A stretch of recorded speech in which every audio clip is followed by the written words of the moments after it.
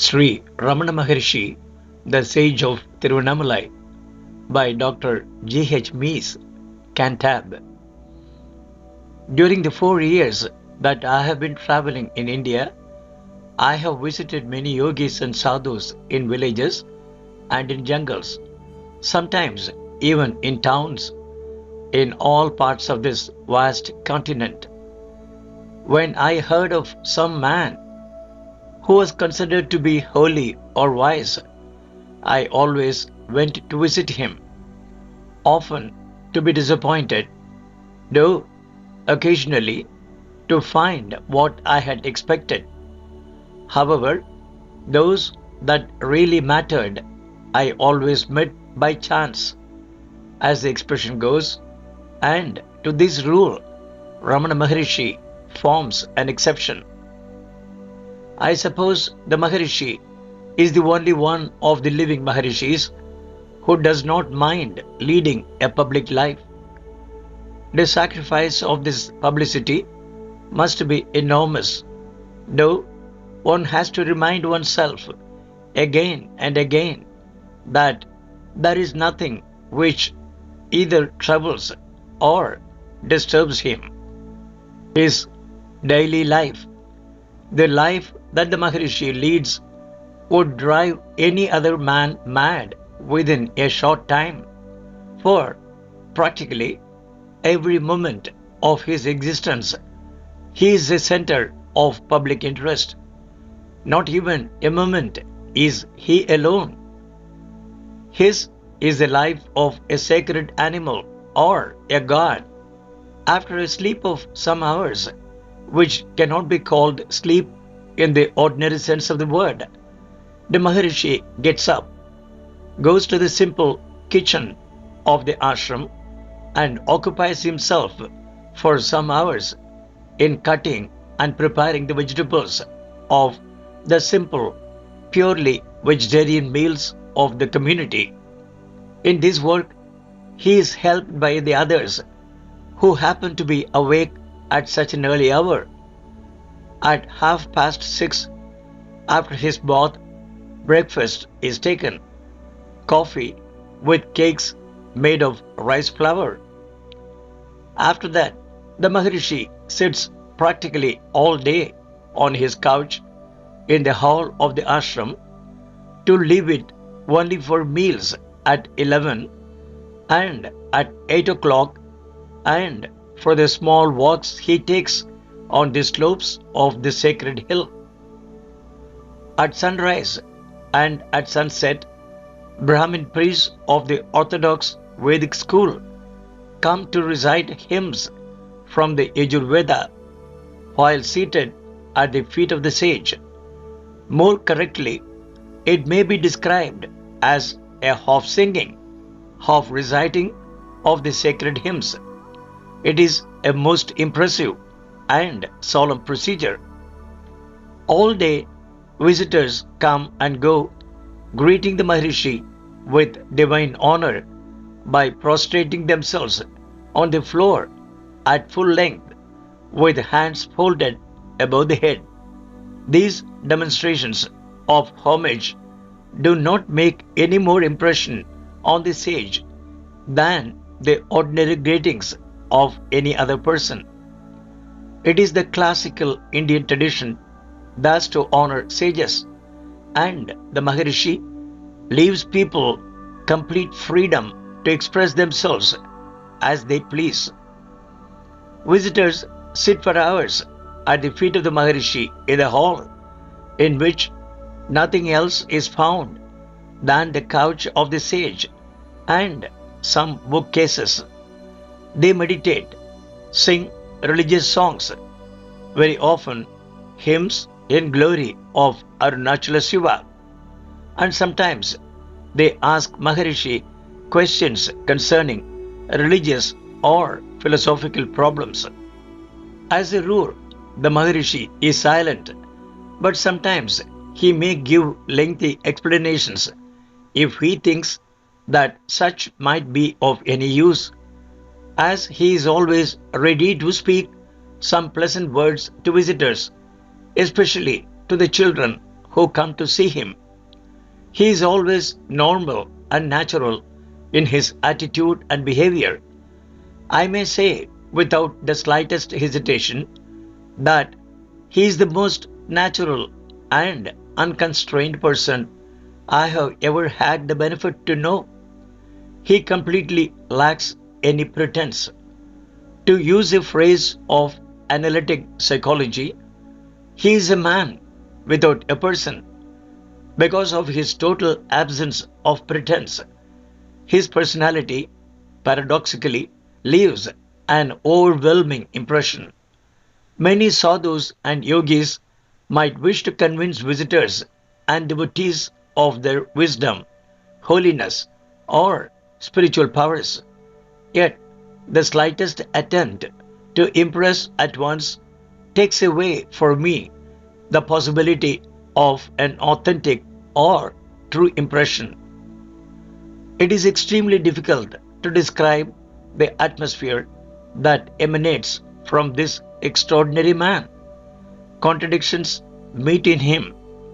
One is struck at once by his childlike simplicity and also his noble wisdom, by the familiar and by something strikingly uncommon.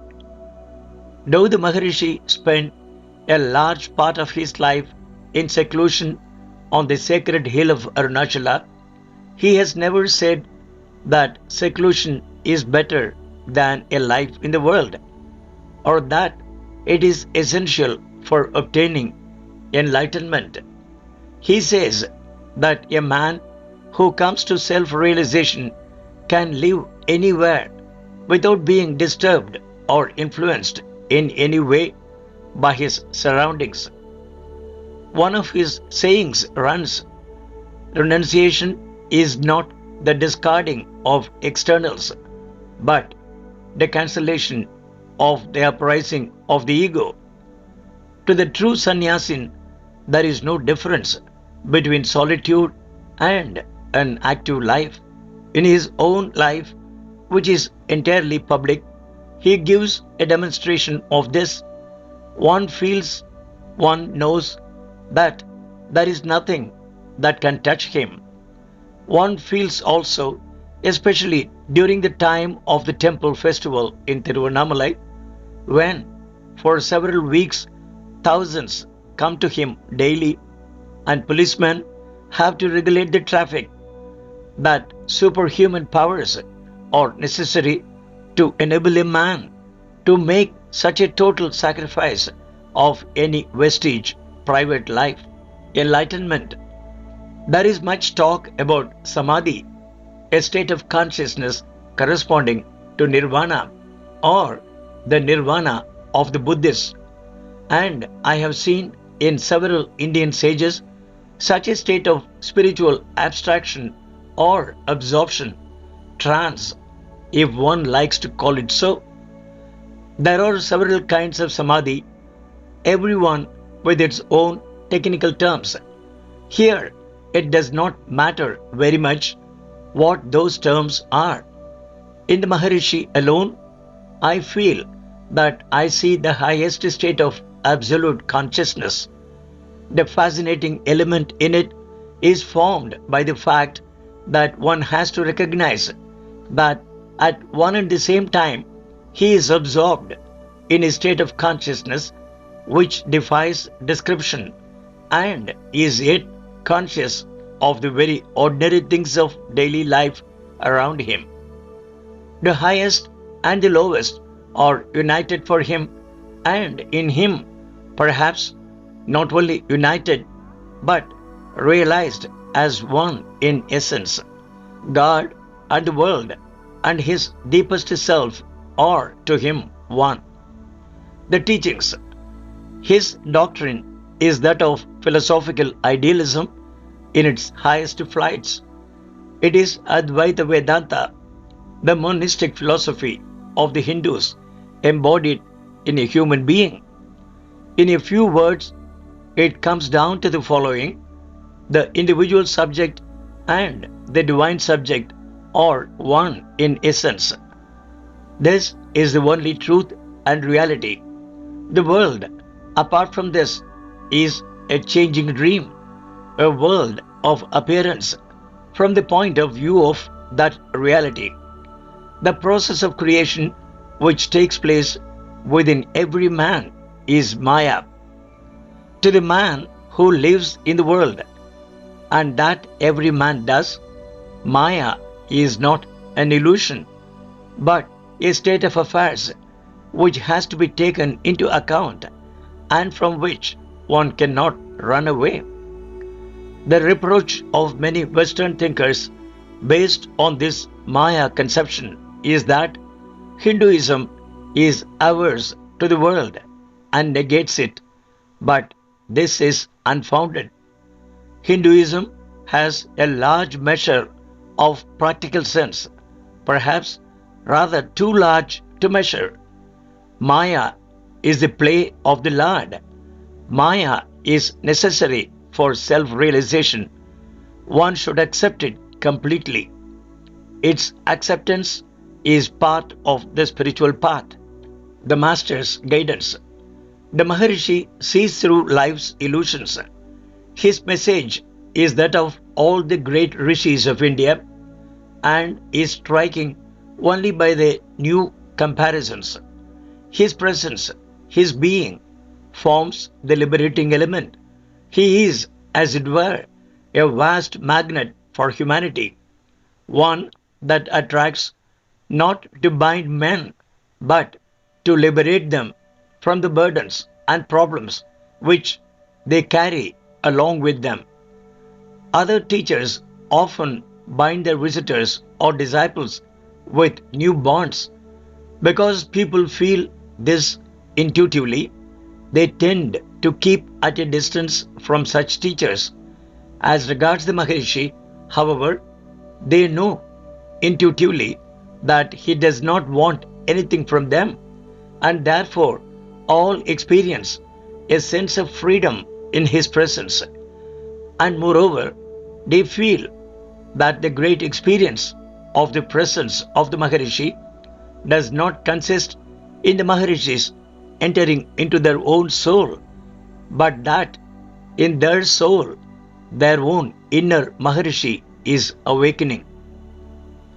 Though the Maharshi is a sage, a jnani, and not an ecstatic bhakta like Sri Ramakrishna, yet he is full of warm human interest and advocates bhakti or the path of love.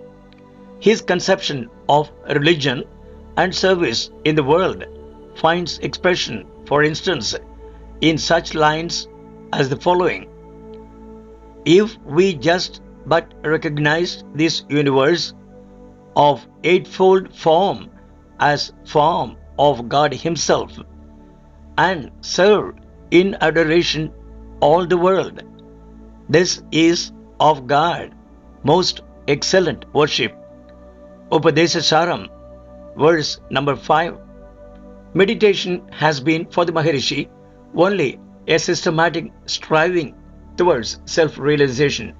As he says, it is not a particular posture of the body, nor closing of the eyes, nor something for a particular time of the day. Though, of course, all these things are of help in this system, but it is an attitude of life for all hours of the day and night, for all stages of activity and rest in life. The best form of meditation is that which continues not merely in the waking state, but extends to the dream state and the deep sleep state of the aspirant. One's meditation should be so intense that it leaves no room for the conscious idea, I am meditating. He counsels anyone who comes to him with an open heart seeking his advice, but he does not allow people to call themselves his disciples openly or to set him up as their guru. His relationship with people is an inner one that is far too subtle and too sacred a subject for conversation. Very often, the pith of his advice is to stimulate his visitors to search for the real I. What is the basis of consciousness? People have to discover that Jiva, the individual I, and Shiva are in essence one. It is not of much value to come to this conclusion through mere reasoning. If there is no realization to that effect, it may even do harm. Visitors to the Maharishi. Many Europeans have already been to visit the Maharishi and have written about him. It is almost a pity that the life-giving element in this remarkable man is not in the first place his words or deeds, but in the simple fact of his presence, since only a few people in the world can benefit from that. Some Europeans I spoke with after they had visited the Maharishi considered that it had been more than worthwhile to go all the way to India for this visit alone. An officer of high rank in the English Army, Major A.W. Chadwick, came to India some years ago just to see the Maharishi, and he has remained in the ashram ever since, something which is quite an achievement for an European, and especially for an Englishman, in the rather strange South Indian surroundings.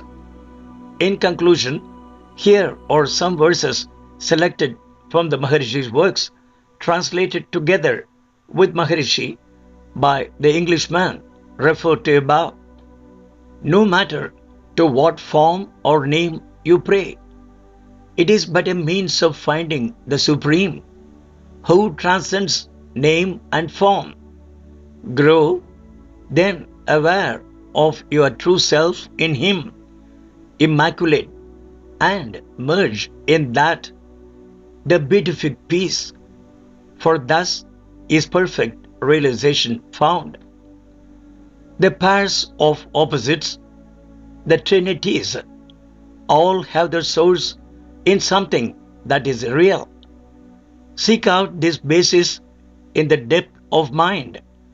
The basis found, then these will disappear. To find it is to realize the truth and rest unmoved within the ultimate. For him who thinks the body is the self, the thoughts, I am not this and I am that, are helpful in the search. But why should one be even dwelling on this I am that?